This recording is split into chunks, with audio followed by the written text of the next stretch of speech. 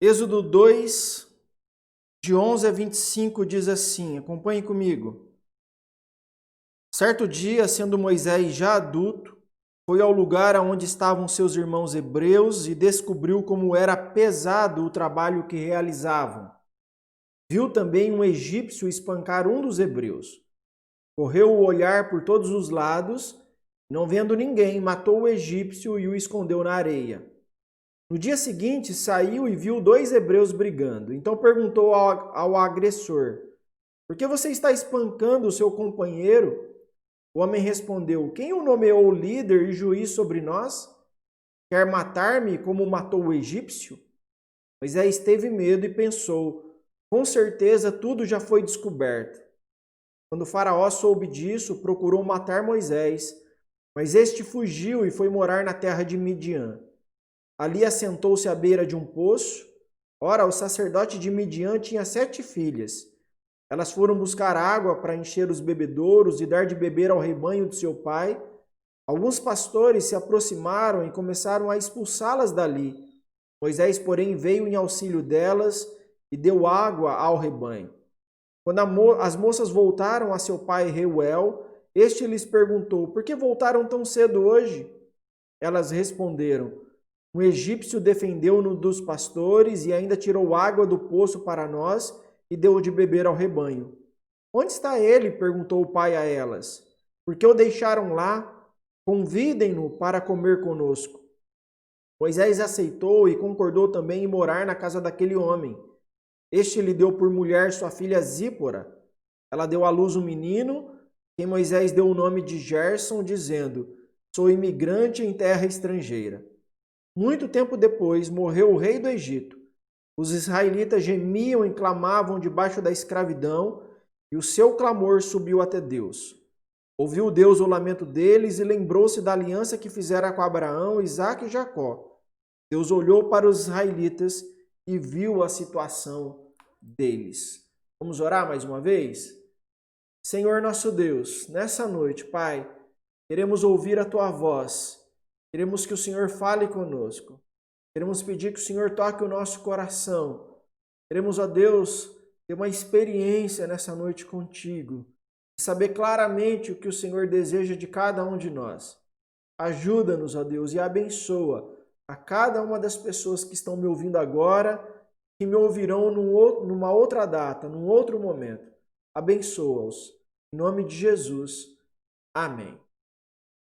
Muito bem, meus irmãos, na semana passada nós vimos que a libertação do povo hebreu, a concretização da promessa de que eles voltariam para a terra, para sua terra, antes que isso acontecesse, né? Antes que isso acontecesse, teria que nascer o libertador. E assim se deu o nascimento de Moisés. Ele veio ao mundo num momento crítico, de grande sofrimento para o seu povo, foi protegido da matança dos meninos, primeiro pelos seus pais que perceberam nele um propósito divino, e depois foi protegido pela providência de Deus, né, que guiou o bebê até os braços da filha do faraó. A nossa vida, meus irmãos, ela é formada por ciclos. Alguém sugeriu que a vida é como uma roda gigante. Uma hora nós estamos em cima, outra hora nós estamos embaixo. E aqui nós temos o primeiro movimento, ou o início do ciclo, né? O início do ciclo na vida de Moisés, ou de um novo ciclo na vida de Moisés. Porque como hebreu, mesmo que ele conseguisse escapar da morte, ele iria crescer num contexto de escravidão, num contexto de sofrimento.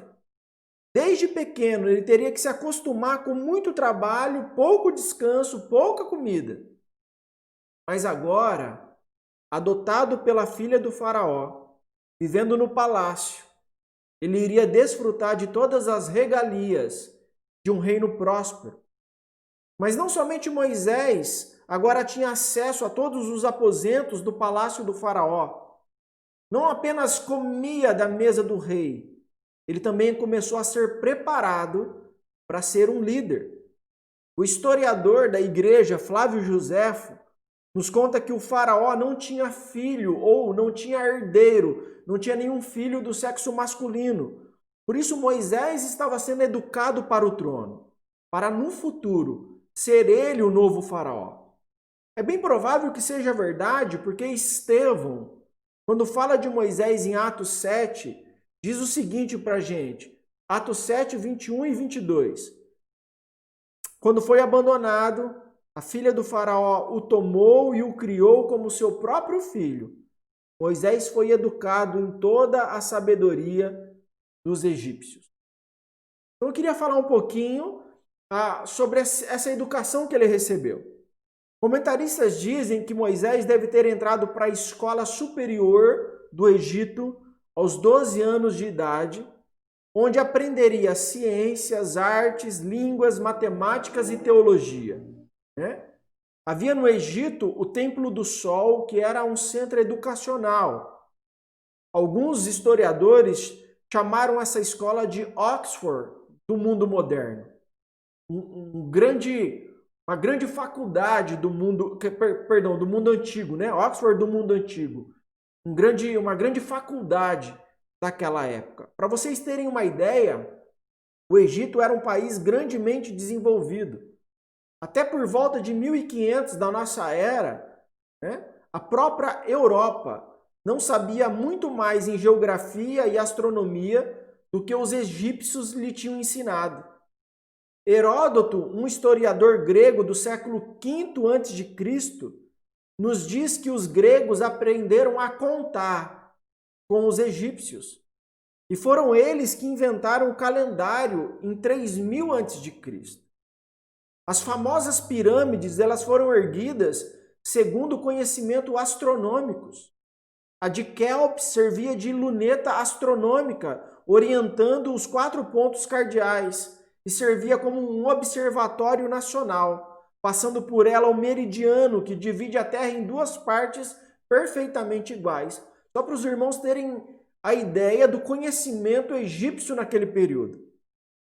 Como o rio Nilo, enche e transborda a cada 6 meses, os egípcios canalizavam as águas do rio para lugares distantes, servindo-se de engenhos e comportas frutos de um alto conhecimento de engenharia. O lago Moeres é uma espécie de regulador das enchentes e é uma obra digna de figurar entre as mais notáveis da engenharia mundial. Na medicina, o conhecimento dos egípcios era também notável. O preparo que eles faziam para conservar os mortos era tão avançado que até hoje não pode ser conhecido. Até hoje não se sabe ao certo como eles faziam aquilo. Na metalurgia, as ferramentas que eles usavam para cortar pedras era de tal rigidez que elas não precisavam ser apontadas ou afiadas. Esse era o conhecimento egípcio. E embora Moisés não tivesse que estudar todas essas coisas, todo esse conhecimento estava disponível para ele. Moisés também estudou os hieróglifos. Dizem que é a linguagem mais difícil já escrita. Ela não emprega caracteres, mas pictogramas, símbolos que representam ideias complexas. Ou seja, o filho adotivo da princesa viu-se totalmente imerso na cultura egípcia. Além da sua educação, quero falar também sobre o treinamento dele. Porque conforme diz aqui Atos 7, 22, ele veio a ser poderoso em palavras e obras. Além das matérias acadêmicas, Moisés também deve ter estudado batalhas e táticas de combate. Porque um faraó, se ele estava sendo treinado para ser um faraó liderava excursões militares. Esse historiador que eu já citei, o Flávio Joséfo, nos conta que quando os etíopes tentaram invadir o Egito, Moisés foi para a batalha e ele derrotou o inimigo e retornou com os despojos da vitória. Ou seja, as suas obras, os seus feitos ficaram conhecidos no Egito. Todo mundo conhecia, todo mundo tinha ouvido falar de Moisés, o filho do faraó, aquele que saía para as batalhas e as vencia. Além disso, Estevão nos conta que Moisés era também poderoso em palavras. Isso significa que ele não só possuía uma boa formação acadêmica, não era apenas um bom guerreiro, mas também possuía carisma. Os seus discursos arrebatavam as multidões. Moisés então se tornou conhecedor de toda a sabedoria dos egípcios. Ele construiu um nome para si e ele ganhou o respeito dos egípcios.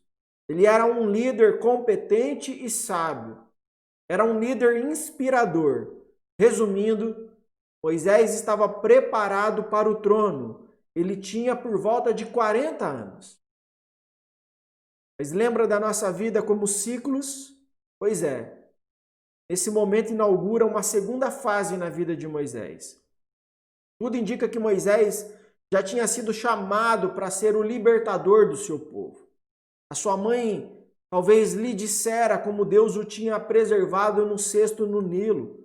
Talvez ele devesse esperar mais alguns anos até o atual faraó morrer para assumir o trono e então libertar o seu povo. Talvez ele devesse usar da sua influência para convencer o faraó a aliviar a perseguição aos hebreus e deixá-los voltar para sua terra. Mas parece que Moisés não aguentava mais ser tratado como um egípcio. O autor aos Hebreus vai nos dizer lá no capítulo 11 que pela fé Moisés, já adulto, recusou ser chamado filho da filha do faraó, preferindo ser maltratado com o povo de Deus a desfrutar os prazeres do pecado durante algum tempo. A sua decisão foi tomada quando os prazeres do Egito pareciam mais atraentes. Moisés sabia que tudo aquilo já podia ser dele e mais ainda estava por vir quando ele se apossasse da sua herança. Se ele tivesse esperado para subir ao trono, teria sido adorado como Deus pela nação egípcia. O luxo estava ao seu redor. Porém, Moisés disse não a tudo que qualquer pessoa comum teria dito sim. A tudo aquilo que eu e você teríamos aceitado, Moisés recusou. Versículo 23 de Atos 7 diz assim, que ao completar 40 anos, Moisés decidiu visitar seus irmãos israelitas. Então, certo dia, andando pelo Egito, ele decidiu ir para a região de Gósen. E não pense mais nessa região como aquele lugar paradisíaco que foi oferecido a José para abrigar a sua família. Agora, essa região era a Vila dos Escravos, era a cidade dos pobres, era a Paraisópolis do Egito. Esta não deve ter sido a primeira vez que Moisés viu um hebreu. Ele podia ver seu povo por toda parte, construindo, transportando, cortando madeira, varrendo. Mas agora ele viu como eles estavam vivendo. Agora ele viu a situação degradante do seu povo, a situação que os seus irmãos estavam vivendo. E ele pensou que tinha chegado a hora de agir. Nada mais podia esperar. Moisés foi um homem muito preocupado com a justiça. Se você observar, as 3 ações de Moisés nesse capítulo que nós lemos têm a ver com justiça, tem a ver com fazer justiça. Primeiro, quando ele vê um egípcio espancando um hebreu, e ele interfere. Segundo, quando ele vê 2 hebreus brigando e ele tenta reconciliá-los. Terceiro, quando pastores querem enxotar 7 mulheres e ele as defende. Não é à toa que ele foi escolhido por Deus para ser o legislador das leis para o povo de Deus. Porque Moisés sempre foi preocupado com a justiça. Então, quando ele vê corpos queimando pelo sol, trabalhando apressadamente para fabricar tijolos, e ele vê um egípcio chicoteando um hebreu, aquilo foi demais para ele. O momento de agir havia chegado. E aqui começaram os problemas para Moisés. Por quê? Moisés estava querendo fazer a vontade de Deus a seu modo. Ou seja, ele estava querendo fazer a vontade de Deus sem Deus. Como eu disse, de alguma forma que a Bíblia não nos conta, Moisés sabia Talvez tivesse uma intuição que ele tinha sido escolhido para ser o libertador do seu povo. O problema é quando nós sabemos qual é a vontade de Deus, mas as coisas não estão acontecendo com a rapidez que gostaríamos. Nessa situação, nós começamos a apressar o processo e nós passamos a fazer a vontade de Deus sem Deus. Nós colocamos Deus de lado.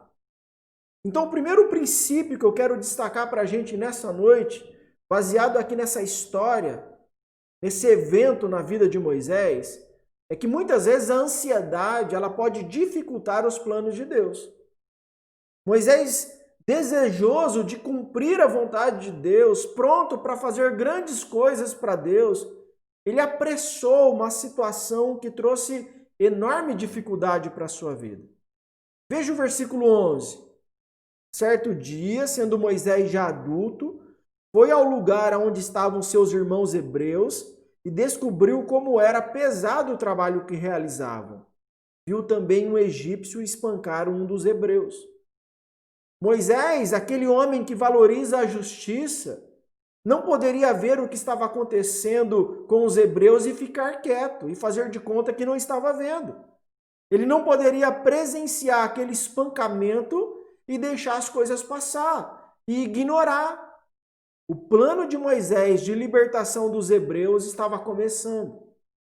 Mas esse plano, realizado dessa forma, foi de Moisés, não de Deus.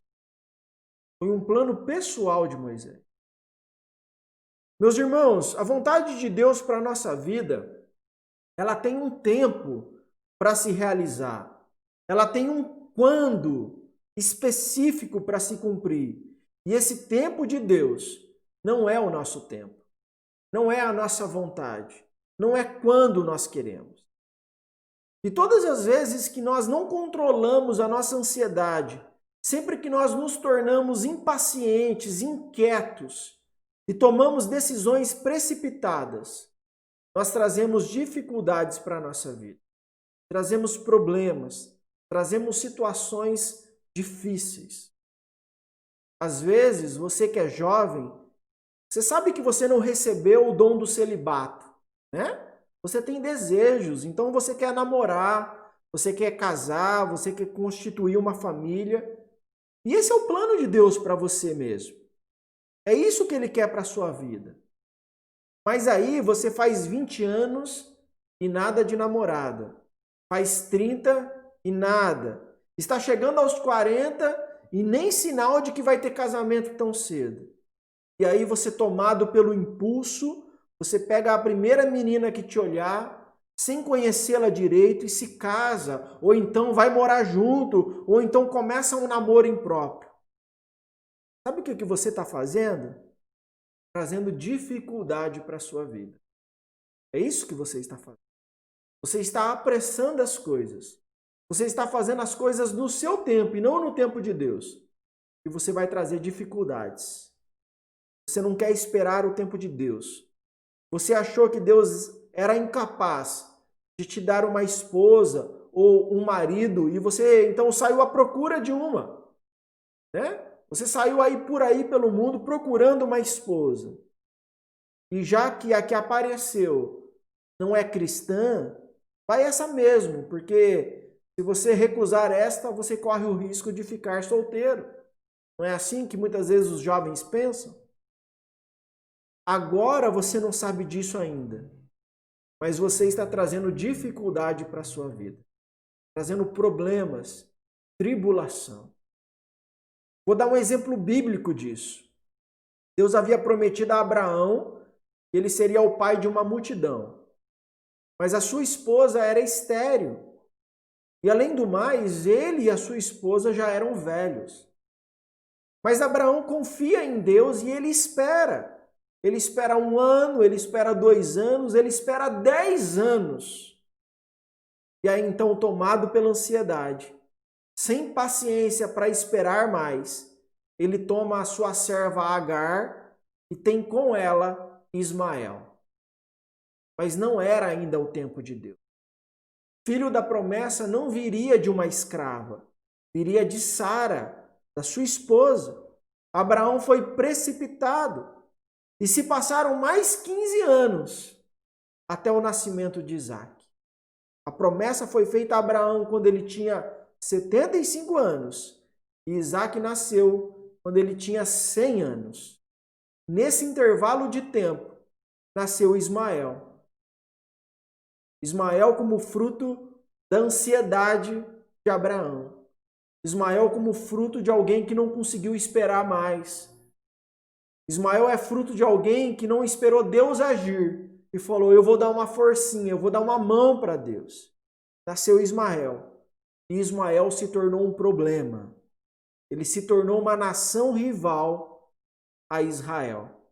Porque Ismael deu origem aos árabes, que até os dias de hoje se enfrentam com os judeus. Percebe o que acontece quando nós somos vencidos pela ansiedade e nós queremos antecipar os planos de Deus ou queremos fazer os planos de Deus no nosso tempo? Eu dei o exemplo de um relacionamento, mas poderia ser em relação a um trabalho que você está querendo sair, uma faculdade que você está querendo fazer, um negócio que você está querendo abrir. Talvez esses sejam todos eles planos, sejam coisas que o Senhor tem semeado no seu coração. Dizendo, sim, eu não quero que você continue nessa empresa por muito tempo. Sim, eu quero que você abra o seu negócio. Sim, eu quero que você faça uma faculdade. É Deus que está colocando isso no seu coração. Ele quer mudar alguma coisa no seu trabalho, na sua profissão. Mas você não pode desprezar o quando de Deus. Você não pode desprezar o momento certo que Deus quer fazer essas coisas. Que Deus quer realizar essas coisas na sua vida. Então, no tempo certo, bênçãos incontáveis. Mas no tempo errado, problemas sem medida. Problemas sem limite. Então, a primeira coisa, queria que os irmãos entendessem nessa noite que a nossa ansiedade, nossa pressa, nosso fazer as coisas por conta própria pode dificultar os planos de Deus para nós. O segundo princípio que eu quero destacar é que ceder à carne nunca é plano de Deus. Versículo 12 diz assim: correu o olhar por todos os lados, e não vendo ninguém, matou o egípcio e o escondeu na areia.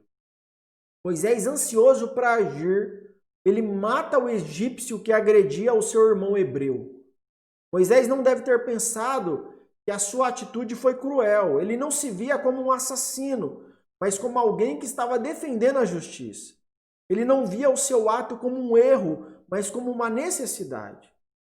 E você e eu, meus irmãos, podemos nos tornar tão dedicados à vontade de Deus, tão dirigidos por um falso sentido de propósito, que nós podemos, sem querer, tomar as rédeas do assunto e deixar Deus completamente fora dele.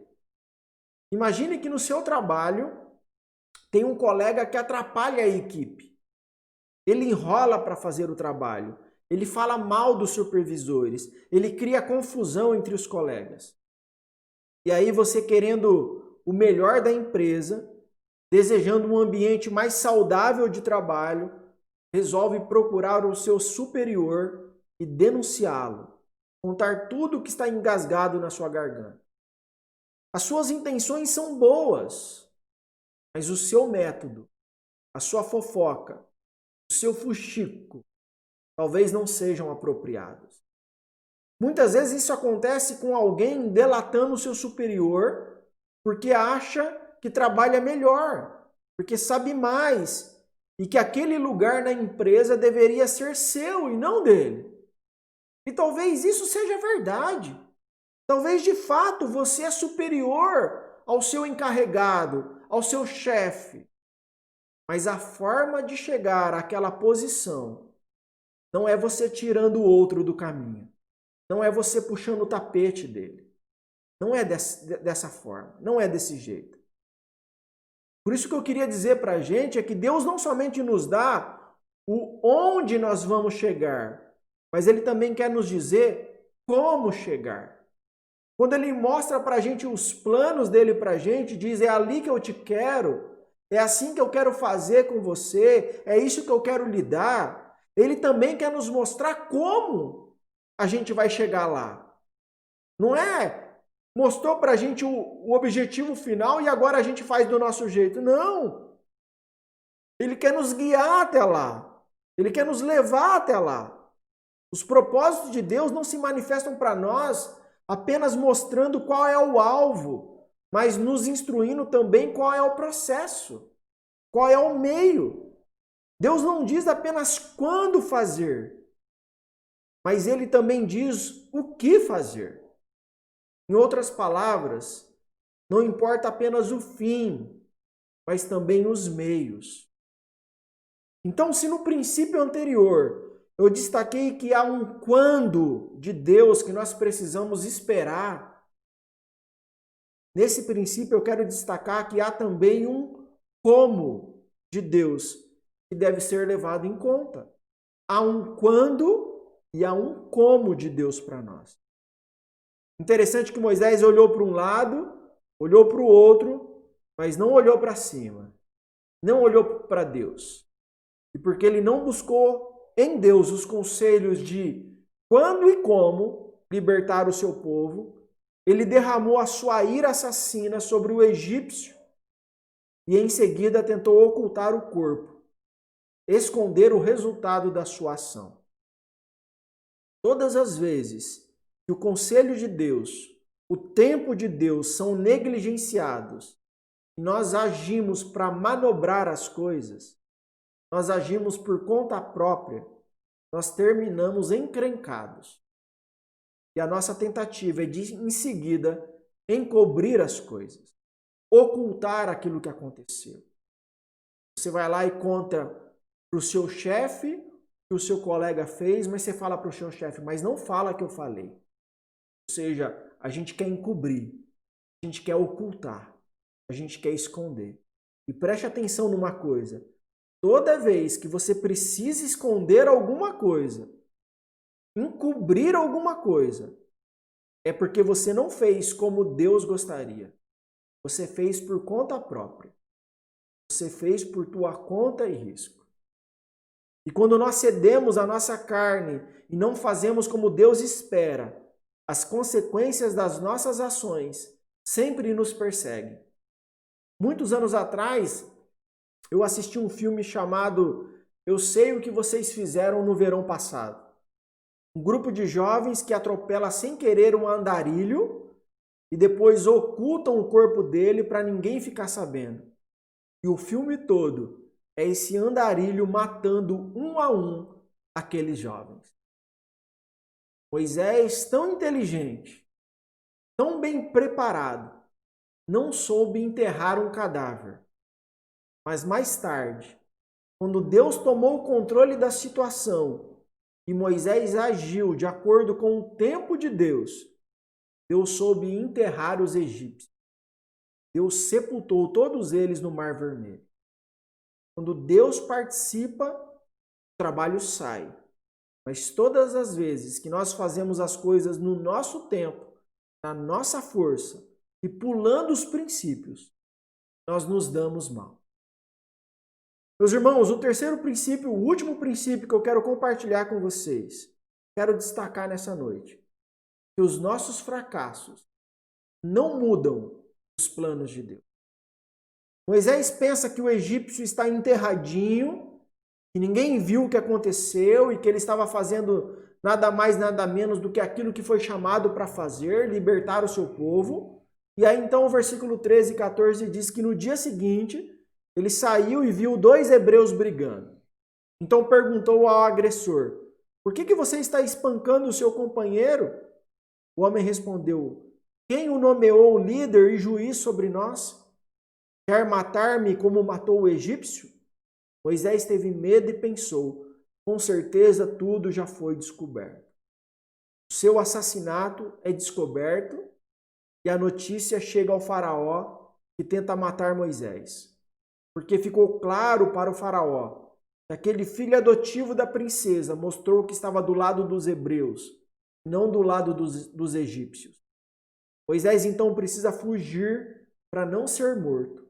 Ele não pode mais voltar ao palácio.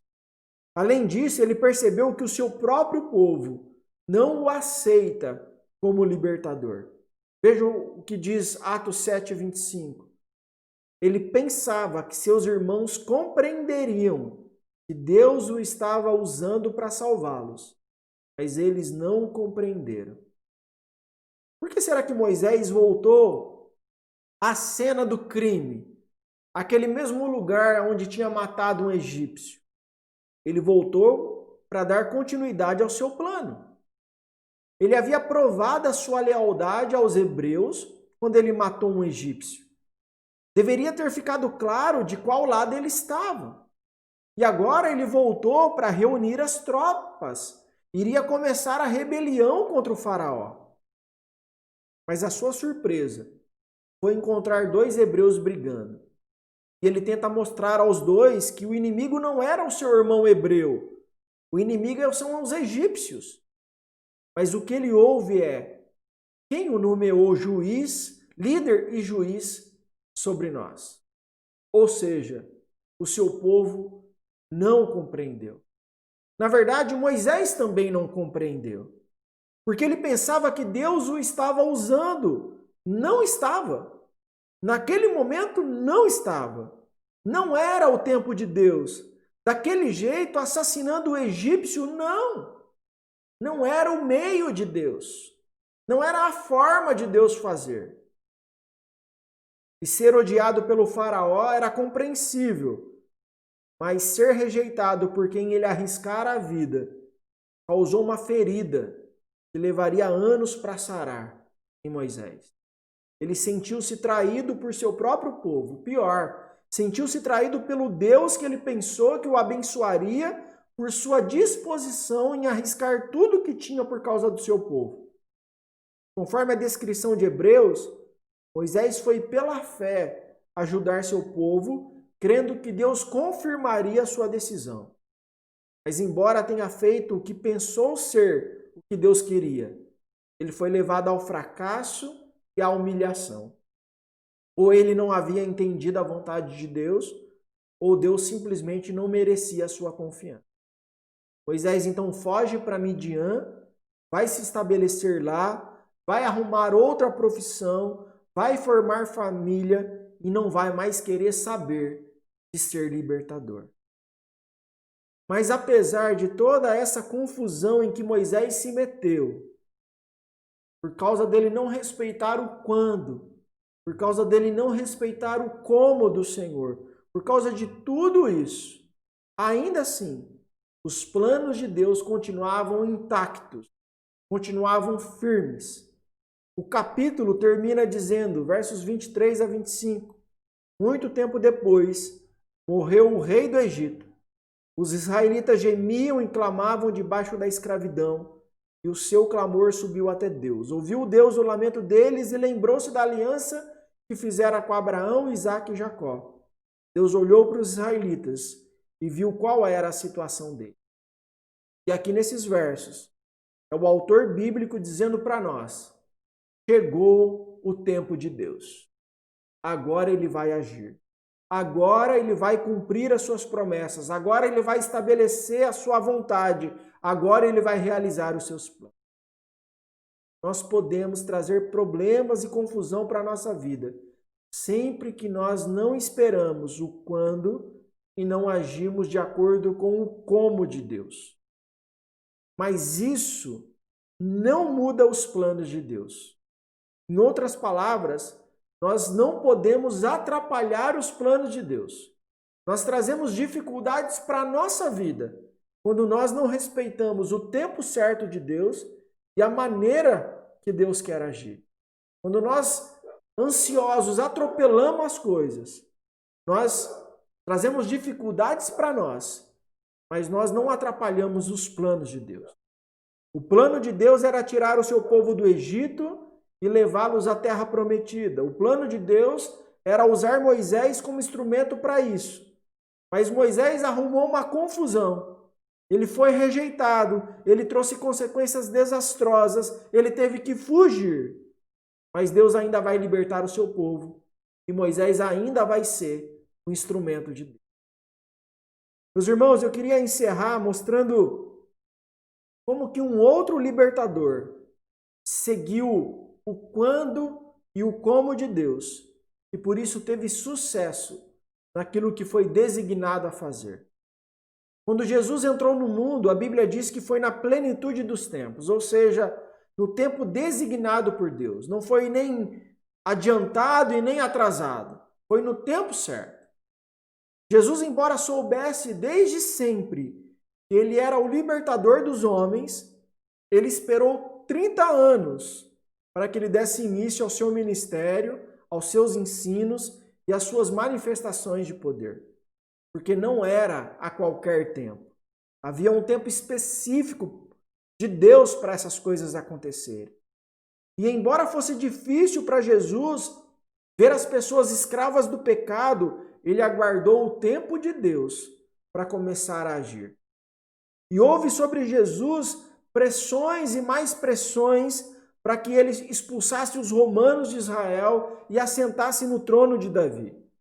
Desde o início, primeiro com o diabo oferecendo todos os reinos da terra a ele, e depois os seus discípulos ou a multidão tentando coroá-lo como rei. Jesus passou os 3 anos do seu ministério se esquivando de estabelecer um reino político, um reino implantado à força, através de armas humanas, porque essa não era a vontade de Deus. Ele, inclusive, se esquivou de morrer por apedrejamento ou jogado de um precipício, porque esse não era o meio correto de morrer. E quando tentaram livrá-lo da morte, seja defendendo ele lá no jardim do Getsêmani, ou diante do seu próprio julgamento, ele próprio se entregou para a morte de cruz, porque esse foi o plano de Deus desde a eternidade. Por isso eu queria dizer que há um quando e um como nos planos de Deus que não podem ser desprezados, ao custo de nos trazer muitas dores de cabeça.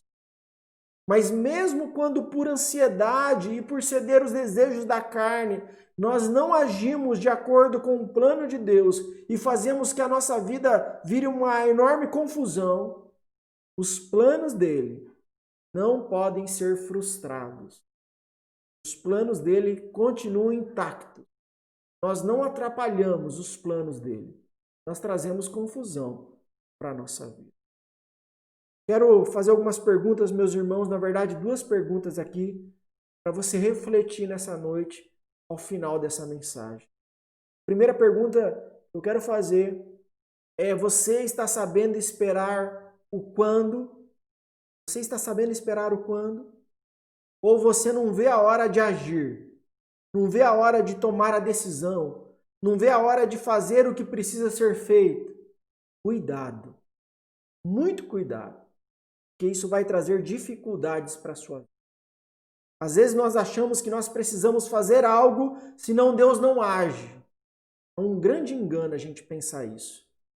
Nós precisamos ficar atento para ver Deus agindo. Então nós nos juntamos a Ele. Nós não tomamos a iniciativa. Deus toma a iniciativa. É Deus quem age. É Deus quem faz. É Deus que estabelece a sua vontade. É Deus que executa os seus planos. Nós apenas nos juntamos como instrumento. A ferramenta não decide a hora de agir. O martelo não diz na hora de bater no prego. Quem diz é nós. Da mesma maneira, nós como instrumentos de Deus, nós não dizemos quando e o como. É o Senhor quem diz. Então, primeira pergunta para a gente refletir. Você está sabendo esperar o quando de Deus na sua vida? Ou você está atropelando a tudo e a todos, fazendo a sua própria vontade, dentro do seu próprio tempo? Cuidado. Você vai trazer dor de cabeça para você e para sua família. Segunda pergunta para você refletir. Você está sabendo usar o como? Talvez você sabe qual é o plano de Deus. Você já viu, ele já deu o start, ele começou a agir, e você então vai se juntar a ele. Mas você sabe como vai agir? Porque não interessa apenas chegar ao fim, interessa também como você chegou ao fim. Não interessa apenas executar os planos de Deus, interessa também como você executou os planos de Deus. Não é apenas o resultado final que importa, mas é também o processo. O processo também importa. Meus irmãos, que o Senhor possa nos ajudar a conhecer os planos de Deus, para a gente poder então se juntar a Ele na hora certa, fazendo da maneira certa. Amém? Que o Senhor possa aplicar essa palavra ao nosso coração, que nós possamos saber esperar o quando, possamos saber usar o como. Amém?